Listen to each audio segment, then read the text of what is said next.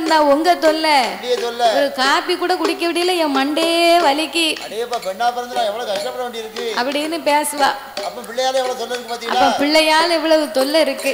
1000 தான் இருந்தாலும் எவ்வளவு கஷ்டங்கள் பிள்ளையால இருந்தாலும் வீடான வீட்டுல 4 பிள்ளை இருந்தா தான் அந்த வீடு கலகலப்பா இருக்கும். பிள்ளை இருக்கணுமானா குளம் தலைக்கணுமானா ஒரு குழந்தை ஒண்ணு வேணும். குழந்தை வேணும். இந்த உலகம்மா கோயில் இருக்குன்னு வச்சுக்கேன், வருஷத்துக்கு ஒரு முறை வரி கொடுத்து கொடை போட்டு கொடுக்காங்க. அப்போ வருஷத்துக்கு வருஷம் மாறும் போது இன்னாரு பிள்ளை இன்னாரு இவர் போய் சேர்ந்துட்டாரு, அவர் புத்த பிள்ளை வெளிநாட்டுல இருக்கு, பிள்ளைக்கு ஒரு போனை போட்டு ஐயா ஏ தம்பி கோயில் கொடைக்கு வரலனாலும் ஒன்னும் பிரச்சனை இல்ல, கொடுக்கக்கூடிய ரூபாய போட்டு விட்டுருங்க, அக்கவுண்ட்ல போட்டு விட்டுருங்கன்னு கேட்கோம்ல. அப்போ ரூபா முக்கியம். அதான் சுப்பிரமணியமாவே முருகன், முருகம்மாவே மாடசாமி அப்படின்னு மாத்தி மாத்தி சொல்லுவாங்க. அதான் பெயர் சொல்லும் பிள்ளை என்பார்கள். அதனால குலம் தலைக்கணுமானா நமக்கு ஒரு குழந்தை வேணும் தானே. அப்படி என்று அந்த நாகக்கன்னியானவள் அழுது புலம்பும் போது அப்ப நாகராஜன் சொன்னார், ஏட்டி ஏ நாகக்கன்னி பிள்ளை இல்ல பிள்ளை இல்லன்னு கவலைப்படுத, நமக்குன்னு பெச்சு எடுக்கிறதுக்கு ஆண்டவே வரத்தை கொடுக்கல, அதனால காசை கொடுத்து நாம ஒரு பிள்ளைய வாங்கி வளர்த்தான. காசை கொடுத்து பிள்ளை வாங்கி வளர்க்கவா? அப்படி பிள்ளையை நாம எடுத்து வளர்த்தா அது எவ்வளவு மோசம் தெரியுமா? தெத்து கோரே பிள்ளை, தெத்து கோரே பிள்ளை வாங்கி, பிள்ளை வாங்கி தெருவதிலே கொண்டு வீட்டோமா, தெருவதுதான் நிறைந்திடுமா, தெரிந்த சனம் நம்மை மதிப்பா.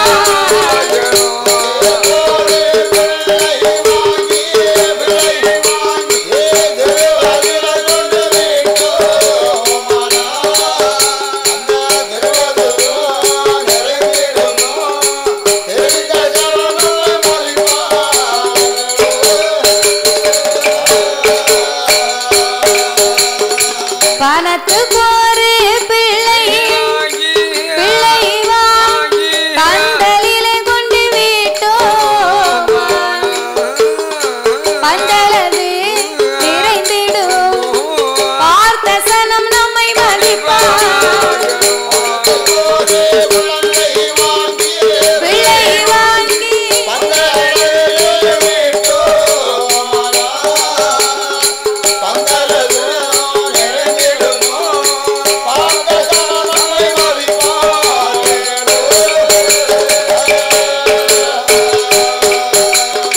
காசு கோரு பிள்ளை, பிள்ளை வாங்கி கடை தெருவில் கொண்டு வீட்டோம், கடை தெருவும் நிறைந்திடும், கண்ட சனம் நம்மை மதிப்பா.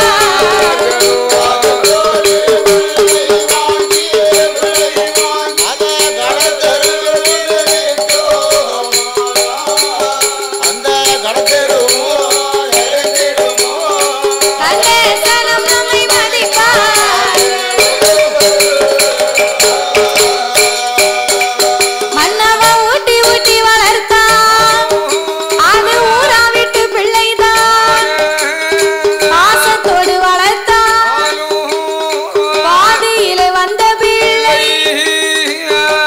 ஊட்டி வளர்த்தாலும் அது ஊரா விட்டு பிள்ளை அல்லவா, பாசத்தோடு வளர்த்தாலும் அது பாதியிலே வந்த பிள்ளை. மன்னா தான் பிறனும் பிள்ளை தன்னோடு பிறக்க வேண்டும் பிறவி என்பார்கள்.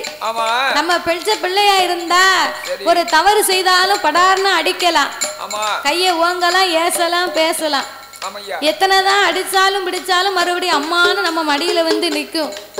நாம பெற்றடாத பிள்ளையா இருந்தா ஒரு தவறு செய்யும் போது நம்ம தெரியாம கைய ஓங்குனா அந்த பிள்ளை கேட்பாமலா, உன் வயத்துலன்னு நான் பிறந்த என்ன நீ அடிப்பியம்மா, நீ பெத்த பிள்ளையா இருந்தா என்ன அடிக்கணும் நினைப்பியா? தாய் அப்படி நினைக்க மாட்டா, பிள்ளை மனசுல அப்படி ஒரு எண்ணம் இருக்கும். அதனால நம்ம கூட பிறந்தவன் ஒருத்தன் இருந்தான்னா ஒரு இடத்துல சண்டை வருதுன்னு வைங்களேன், தம்பியை பிடிச்சி வேற ஒருத்தன் அடிச்சுட்டாம்னா அண்ணன் தம்பி 2 பேரும் 3 பேர் இருக்காமன்னா அண்ணன் ஒருத்தன் அடிச்சிட்டாமன்னா 2வது உள்ள உடனே வருவான்.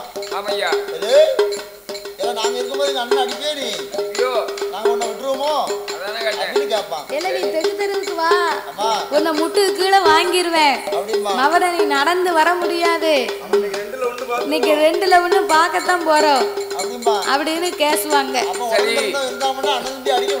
அதான் தன்னோடு பிறக்கணும் பிறவி. ரத்தம் துடிக்குமா பக்கம் துடிக்குமானா ரத்தம் தான் துடிக்கும், பக்கம் துடிக்காதுல. அதனால நான் பிறனும் பிள்ளை தன்னோடு பிறக்க வேண்டும் பிறவி என்பார்களடி. அதனால என் மன்னா நாகராஜா, இனியும் நாமளுக்கு ஏந்தும் குழந்தை இல்லாமல் இறந்து போனோமேயானா வாழ்ந்திருந்து நாமல் வைகுண்டம் சேரும் காலம் வந்தார் வழி அனுப்பி வைக்க ஒரு குழந்தை கிடையாது. சேர்ந்திருந்து நாமல் சிவலோகம் சேரும் காலம் வந்தார் சேர்ந்தெடுப்ப நாமளுக்கு குழந்தை இல்லையே மன்னவா. அப்படி பிள்ளை இல்லாமல் மாண்டு போனார் நமக்கு எப்பேற்பட்ட போராட்டம் வரும் தெரியுமா? மன்னாத்தாங்கரையோ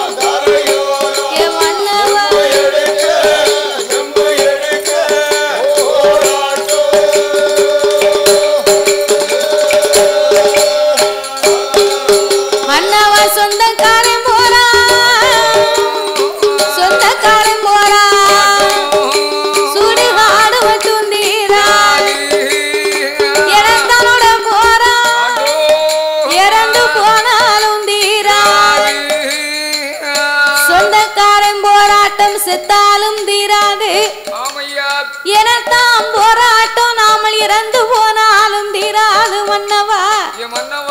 நமக்குன்னு சொந்தமா ஒரு குழந்தையை பெற்று எடுத்திருந்தோமேயானா நாளை பின்ன நம்ம செத்ததுக்கு பிறகு உடனே வந்து நம்ம பிள்ளை என்னென்ன காரியம் செய்யணுமோ அத்தனையும் செய்வா.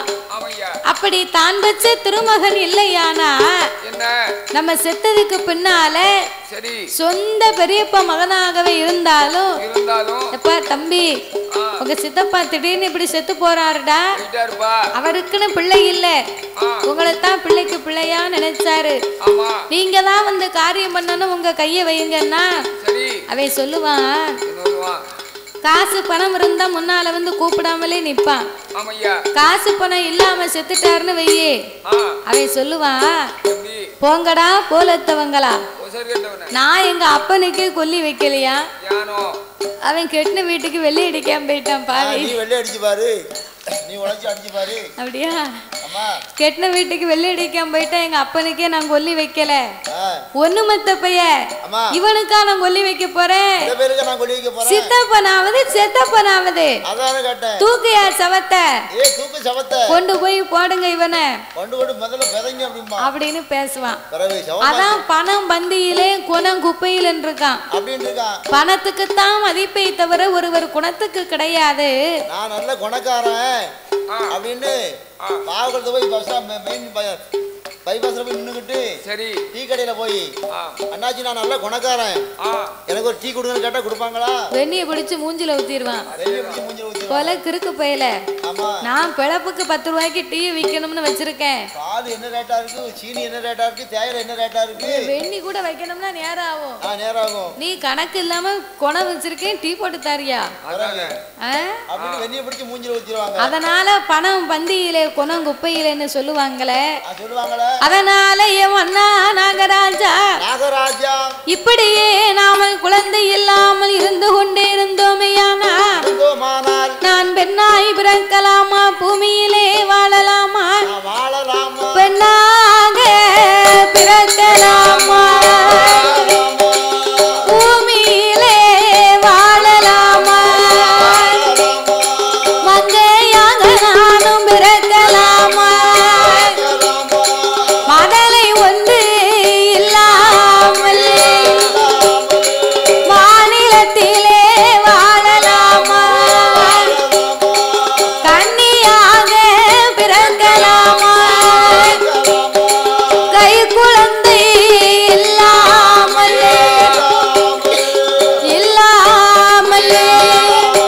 நான் கலி உலகத்தில் வாழலாமா.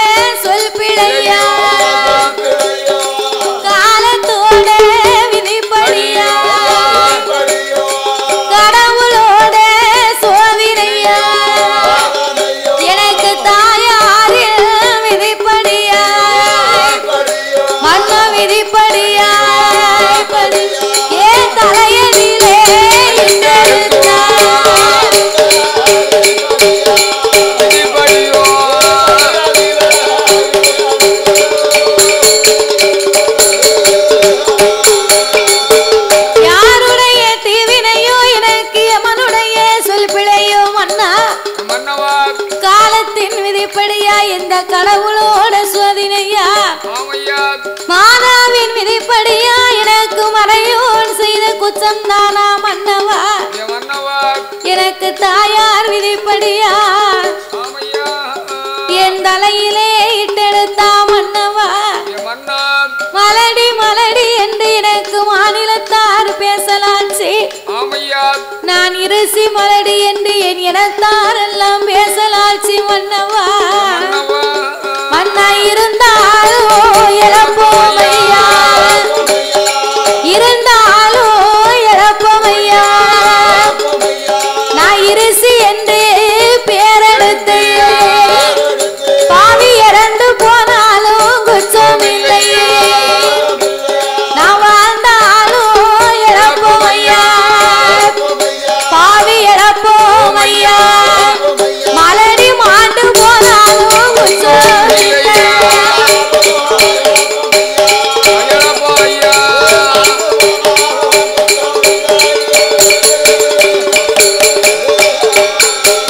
நான் மாண்டிடுவேன் மடிந்திடுவேன், நான் மரணமாயி போகிடுவேன், நான் செத்திடணும் மடிந்திடணும், பாவி செவலோகம் சேர்ந்திடணும், ஏன் நாக்கத்தானே பிடுங்கிடுவேன், நான் பிடுங்கிடணும், ஏன் நஞ்சரச்சி தின்னிடுவேன்.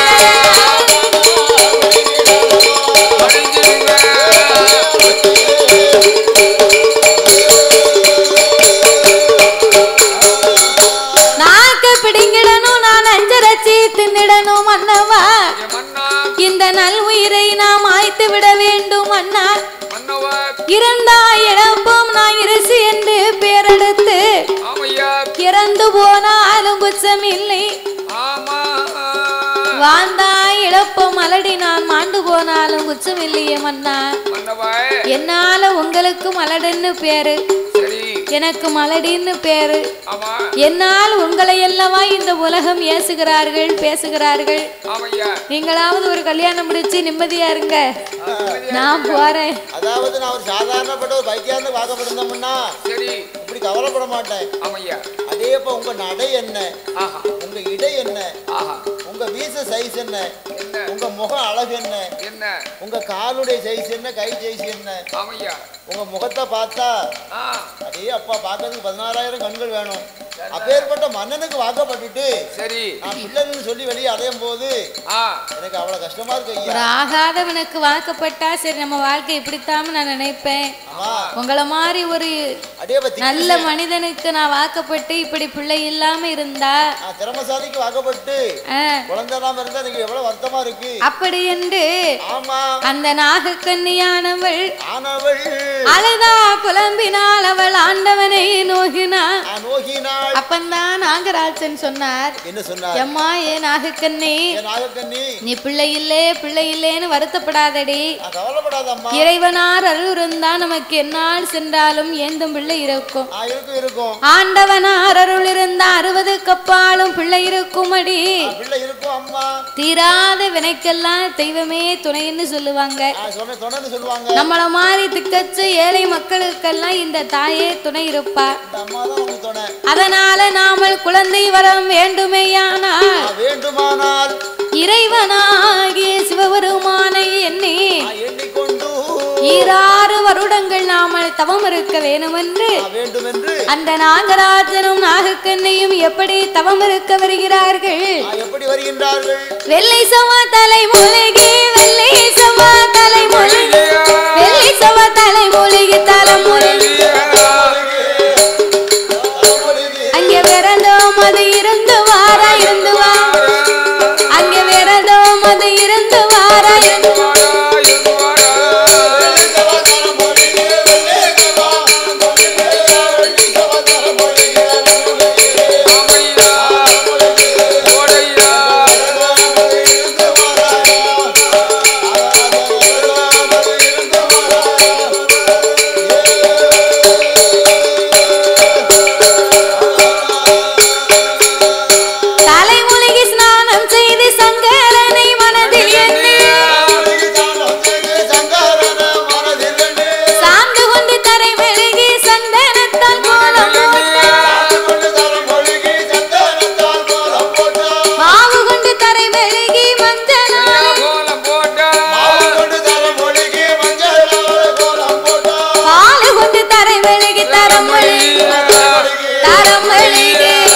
அவர் பன்னீராலை கோலம் போட்டார்.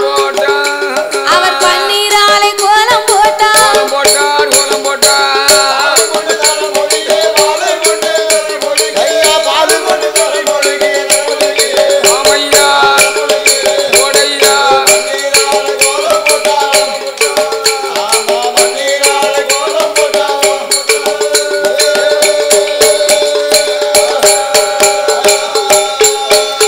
அவர கோலம் போட்ட இடம்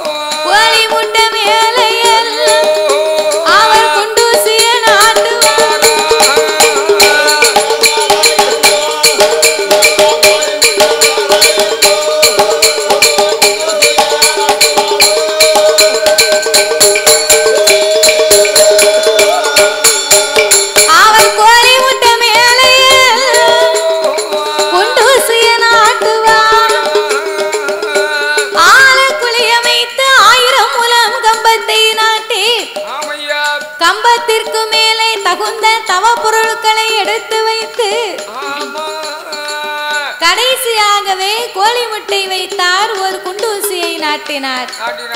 ஊசி முனையின் மேல் அந்த நாகராஜனும் நாகக்கன்னியும் நின்று கொண்டு நாசி அடக்கி ஊசி தவங்களை செய்து வருகிறார்கள். ஒரு நாள் அல்ல, ஒரு வாரம் அல்ல, ஒரு மாதம் அல்ல, 2 மாதம் அல்ல, 12 வருடங்களாகவே இறைவனை எண்ணி தவமிருந்து வந்தார்கள். உண்ணாமல் உறங்காமல் உடையவன் திருப்புகழை மறக்காமல், அன்னம் தண்ணி அருந்தாமல் ஆண்டவன் திருப்புகழை மறக்காமல், அரகரா சிவசிவா அண்ணாமலை நாதா என் ஒன்னாமலை பாதகா அநாதை ரட்சகா என் ஆபத்து குடையோனே ஈசா இறைவா வென்று இறைவனின் நாமங்களை உச்சரித்து 12 வருடங்களாகவே பகவானை எண்ணி பாரத்தவங்களை செய்து வந்தார்கள். 12 வருடமாகியும் பகவான் வரவே இல்லை. ஏன் ஆண்டவன் இன்னுமே நம்ம தவத்துக்கு மனமிறங்கி வரவில்லை? ஒருவேளை நம்ம தவத்தில் ஏதாவது குற்றம் குறை இருக்குமா? தவம் செய்யும் போது தேங்காய் உடைக்கும் போது இலையை கண்டா மாத்தி போட்டுக்கோமா? இல்லையே, நாம தவறாகவே தவங்களை செய்திருப்போமா என்று ஆண்டவனை எண்ணி அழுது புலம்பினார்கள். எப்படி ஐயா? ஆண்டவனே பகவானே சம்போ சங்கரா, ஆண்டவனே பகவானே சம்போ சிவ சம்போ சங்கரா, அடியார் செய்யும் தவத்தை பாரோ, இந்த அடியார் செய்யும் தவத்தை பாரோ.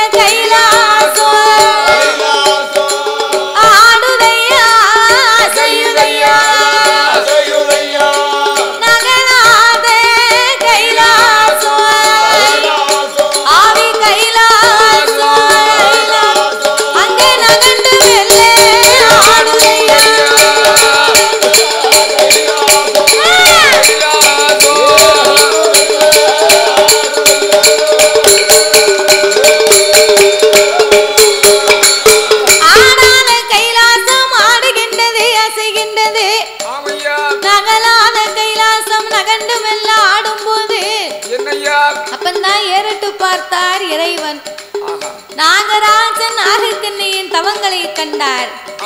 தவங்களை கண்டும் காணாதவரை போலவே இருந்தார். ஏனென்றால் நாகராஜனுக்கும் நாகக்கன்னிக்கும் இந்த சென்மத்திலே பிள்ளை இல்லைன்னு இறைவனுக்கு தெரியும். அப்ப இவங்களுக்கு பிள்ளை இருந்தா தான் நம்ம என்னைக்கே கொடுத்திருப்போமே.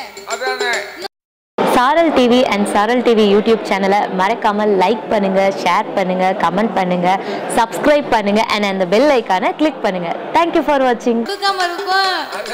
அப்படின்னு சொல்லி சரி சிவபெருமான் என்னைக்கும் போல இப்படி மோசம் பண்ணிட்டேடா ஆச்சி. நீங்க தூணை கிழக்கத்தான் சாய்க்க போறீங்க 2 பேரும் சேர்ந்து.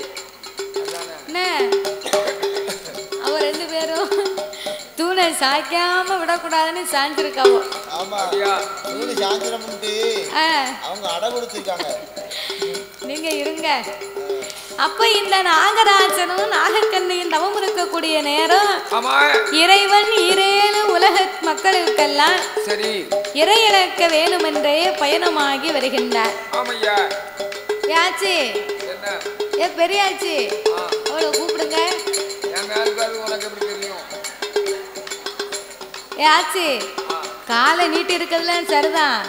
நான் கதை எங்க விட்டோம்னு சொல்லணும் இப்போ. ஆமா கதைய எங்க விட்டுருக்கேன் இப்ப அங்க எங்க வந்து நிக்கணும் நீங்க தான் சொல்லணும். ஆமா நல்லா தூங்கிட்டு இருந்தா நீ முடி தட்டிட்ட. அப்படியா சொர்க்கத்துல போய் இருந்த நீ இடையில பேசி முடி தட்டி வச்சிட்ட. அவ நினைப்பாவோ நீ துட்டுக்கு இருந்து படிப்ப. நாங்க ஏன் முடிச்சுக்கிட்டு இருக்க போறோம்னு இருக்காவோ. ஆமா நீ கதை படிக்கிறது தூக்கமா வருது அதனால தூங்குதோம் அதானே ஃபேன் ஓடுது. அப்பவே சொன்னேன் அம்மத்தை சொன்னேன் கேட்கல அவங்கதான். அப்ப இந்த இறைவன் 7 உலகமெல்லாம் இறையிழக்க வேண்டும் என்று இவர்கள் தவத்தை கண்டும் காணாதவரை போலவே சிவபெருமான் வருகின்றார். அப்ப பார்வதி சும்மா இருப்பாளா? இந்த ஆண்டவன் என்னைக்கு உலகமெல்லாம் அடியிழக்க போறாரு. பார்வதி நம்ம கைலாசத்துல ஒத்தையில தானே இருக்கும். ஆகையினாலே இந்த இறைவனோடு சென்று இவர் படியிழப்பை நாமல் பார்க்க வேணும் என்று ஆண்டவனை அழைத்த பார்வதி, ஆண்டவா நீங்க உலகமெல்லாம் படியிழக்க போனா பார்வதி நான் ஒத்தையில தானே இருக்கேன். அப்பதான் டிவி கிடையாது. டேப் ரெக்கார்டு இருந்தா அதையாவது போட்டு கேப்பா. அப்ப அதுவும் இல்ல. அது இல்ல டிவி இல்லைங்க செல் இருக்குமா? அப்போ TV tape record laptop computer இந்த டச் மொபைலு இதெல்லாம் அப்ப கிடையாது. அதெல்லாம் இப்போ தானே. இப்போ இன்னைக்கு இந்த டிவியும் இந்த செல்போன் என்னைக்கு வந்துச்சோ அன்னைக்கே நாடு ஒரு வழியா போச்சு.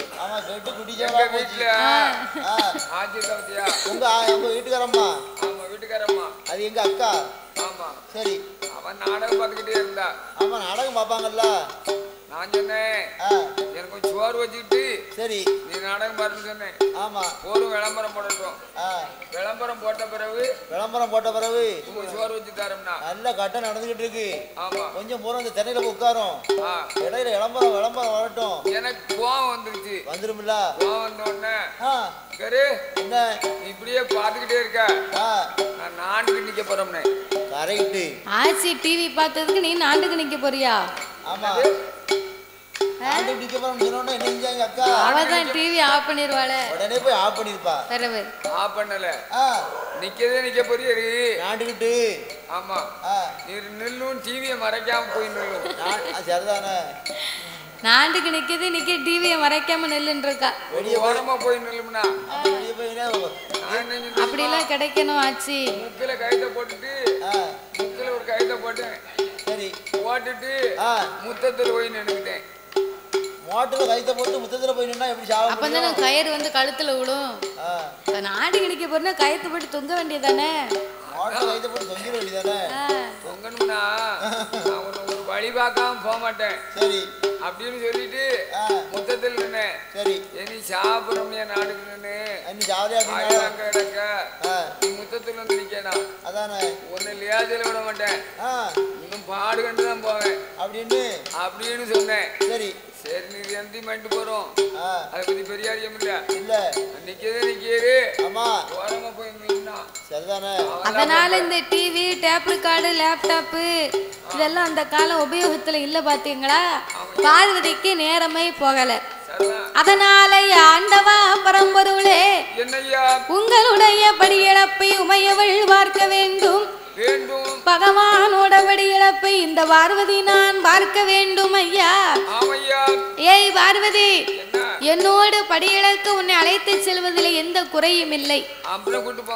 உலகமெல்லாம் நான் படியிழக்க போறேன்னு சொன்னா உலகத்தை ஒரு விதமாக படைத்தேன், மானிட மக்களை பல விதமாக படைத்திருக்கிறேன். ஒருவரை கூனாக படைத்திருப்பேன், இன்னும் ஒருவரை குருடாக படைத்திருப்பேன்.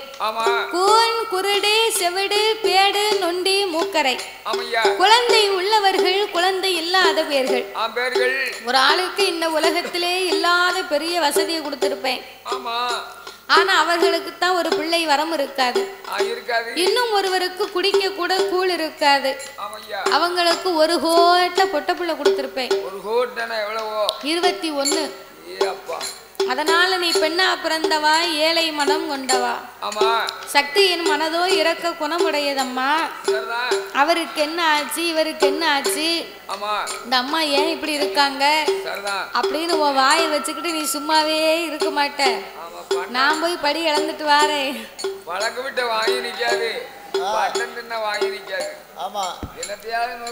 அதனால நீ கைலாசத்துல இரு, நான் ஆண்டவன் போய் படி இழந்துட்டு வரேன். ஆண்டவா, கண்டிப்பா உங்க கூட வரும்போது நான் ஒரு வார்த்தையுமே பேச மாட்டேன். என் கூட வரும்போது எந்த வார்த்தையும் பேச மாட்டேன்னா உங்க அண்ணன் மேல சத்தியமா எனக்கு ஆணையிட்டு கொடுத்தா என் கூட நீ படி இழக்க வா பார்வதி அப்படின்னு. உடனே இவ்வளவுதானா? எங்க அண்ணன் கோபால கண்ணன் மேல சத்தியமா உங்க கூட வரும்போது நான் வாயை திறக்க மாட்டேன், மறுவார்த்தை பேச மாட்டேன். ஆட்டுமென்று சம்மதித்து ஆணையிட்டு கொடுத்து வா போட்டு சட்டத்தை வாங்கி பகவானும் பார்வதியும் வாங்க படைத்த உலகம் எல்லாம் படி இழக்க வருகிறார்கள். எப்படி வருகிறார் தெரியுமா?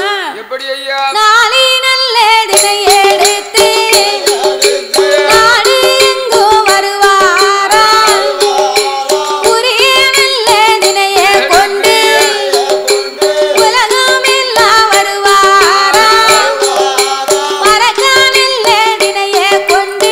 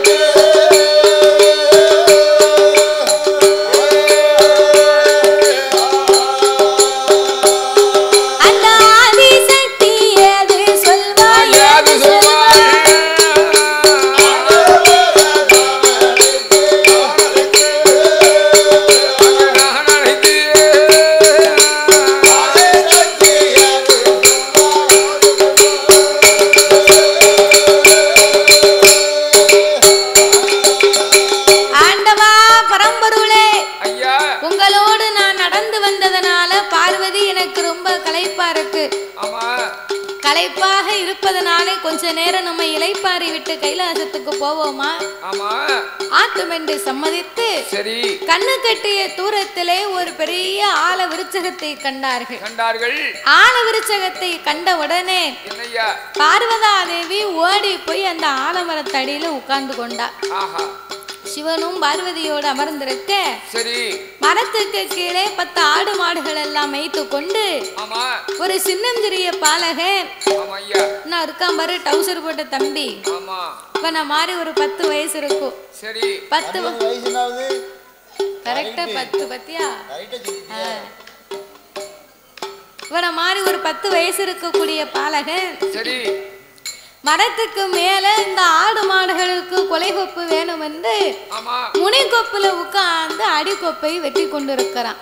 அவன் விடல சில காரியம் படல வச்சப்பட அவனுக்கு என்ன தெரியும் ஆகையினால என்ன செய்யறான் ஆமா முனிக்கப்பட வந்து அடிக்கப்பட விட்டுதான் அடிக்கப்பட வந்து முனிக்கப்ப ஒட்டி போட்டா கொப்புக்களை வந்து விழும் ஆடு மாடு மேயும் இவன் முனிக்கப்பட போய் வந்து அடி உட்கார்ந்து கொப்ப அடியில விட்டுதானே ஆமையா அவன் கீழே விழுந்துருவான் அதேதான் அப்ப முனியக்கொப்பல உட்கார்ந்து இவன் அடிக்கப்ப வெட்டினான் பாருங்க பார்வதி பார்த்தா சரி ஐயையோ ஐயோ சின்னஞ்சிறிய பாலகே அறிவில்லாத பிள்ளை புத்தி இல்லாதவன் முனிக்கொப்புல உட்கார்ந்துலாம் இவன் அடிக்கப்ப வெட்டிக்கிட்டு இருக்கான் சீக்கிரம் வந்துருவோம் இவன் கீழே விழுந்தா பெத்தவளுக்கு பிள்ளையாக போய் சேர மாட்டான் தரையிலே விழுந்தா இவன் தவிடுபடியாகி விடுவான் அதனால இப்பொழுதே சென்று இவனுக்கு ஆண்டவனை காப்பாற்ற வேணும் என்று ஆண்டவா பரம்பொருளே ஐயா அதோ பாருங்க பாலகன் முனிக்கொப்புல உட்கார்ந்து அடிக்கொப்பை வெட்டுதான் நீங்க தான் போய் பிள்ளைய காப்பாத்தணும் போங்க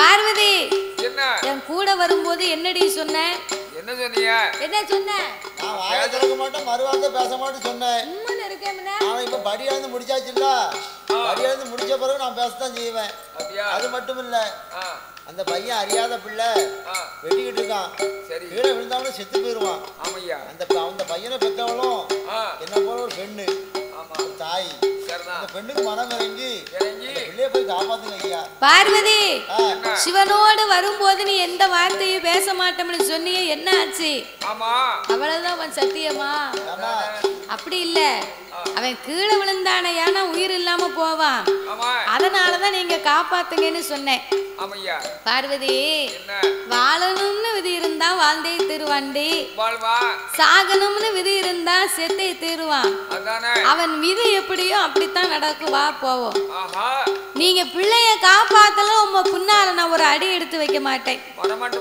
அப்படியா சரி அந்த பாலகனை நான் காப்பாத்துக்கிறேன் ஆனா ஒண்ணு அவன் கீழே விழும்போது என்ன பத்த அம்மான்னு சொல்லி விழுந்தாமனா பார்வதி நீ காப்பாத்து அப்பான்னு சொன்னா ஆண்டவன் நான் போய் காப்பாத்துக்கிறேன் ரெண்டு பேருமே பேசி முடித்தாங்க அவனும் வெட்டி முடிச்சு கிட்ட அடைய நெருக்கிட்டான் ஒப்பு முறிஞ்சு கீழே வாராம் பாரு ஏ பாவி அம்மான்னு சொல்லல அப்பான்னு சொல்லல அம்மா பேரை சொல்லி இருக்கலாம் பார்வதி போய் காப்பாத்திருப்பா அப்பான்னு சொல்லி இருந்தா பகவான் போய் காப்பாத்திருப்பாரு அம்மான்னு சொல்லல அப்பான்னு சொல்லல அப்ப என்னதான் சொல்லி அந்த அறியாத பிள்ளை கீழே வந்து விழும்போது விழுந்துப்பானோ இருக்குன்னு விழுந்தா வீட்டுக்காரிய போறா வீட்டுக்காரி போவா சரி வேற என்ன சொல்லிருப்பான் எனக்கு உறக்க வருது சொல்லுங்க 20 ரூபா காணாது கண்டிப்பாக எல்லாரும் சாரல் டிவி பாருங்கள், சேனல் சப்ஸ்கிரைப் பண்ணிக்கோங்க, கமெண்ட் பண்ணுங்கள், ஷேர் பண்ணுங்கள். சப்ஸ்கிரைப் பண்ணிவிட்டு மறக்காமல் பெல் பட்டனை கிளிக் பண்ணி